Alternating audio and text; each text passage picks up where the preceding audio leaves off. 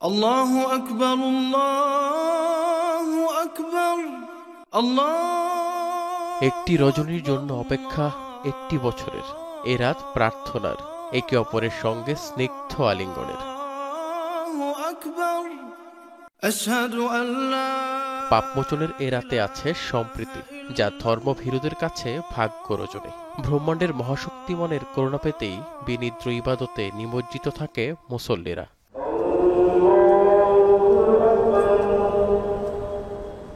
উপমহাদেশে ধর্মীয় আচারের বাইরেও শবে বরাত ঘিরে থাকে নানা আয়োজন। থাকে আলোকসজ্জা, আতশবাজি। আবার পরিবার ছেড়ে যারা কবরবাসী তাদের জন্য করা হয় বিশেষ প্রার্থনা। মুসলিম পরিবারে হালুয়া রুটি তৈরির রেওয়াজ তো আছেই। সামর্থ্য বিবেচনায় ছিন্নমূল মানুষদের দান করা এ রাতের অন্যতম অনুষঙ্গ।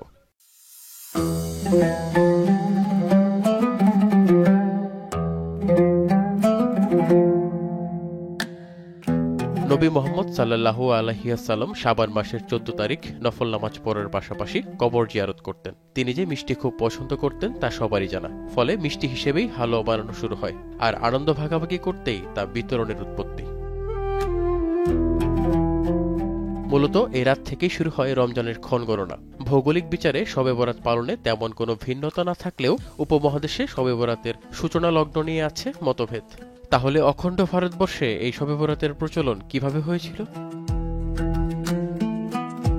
গবেষকদের মতে ইসলাম ধর্মের উৎপত্তির সময় থেকে শবে বরাত পালনের প্রথা শুরু হলেও উপমহাদেশে এর প্রচলন শুরু হয় অনেক পরে।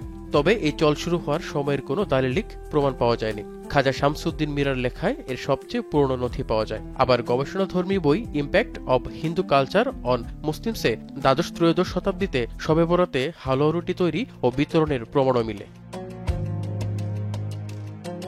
পরবর্তীতে অষ্টাদশ শতকের বিভিন্ন লেখায় এর বিস্তারিত প্রমাণ পাওয়া যায়। তবে অনেকেই মনে করেন উপমহাদেশে শবে বরাত পালনের প্রচলন শুরু হয় অষ্টম শতকে, কারণ তখন ইসলাম প্রচারে মধ্য এশিয়া ও আরব থেকে ধর্মপ্রচারকরা এসেছিলেন। এছাড়া সাগর পথে বাণিজ্যের জন্য আসা আরব ও চীনা বণিকদের মাধ্যমেও উপমহাদেশে ইসলামিক আচার অনুষ্ঠান পরিচিত হয়েছে বলে মতান্তর রয়েছে। ইতিহাস ঘেঁটে সম্রাট জাহাঙ্গীরের আমলেও ঘটা করে শবে বরাত পালনের প্রমাণ পাওয়া গেছে। তখন মিষ্টি জাতীয় খাবার বিতরণ ও আলোকসজ্জা করা হতো।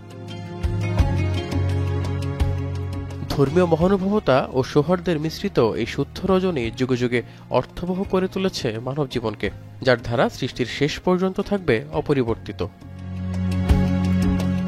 অভিজিৎ শান্ত, এখন বিশ্ব।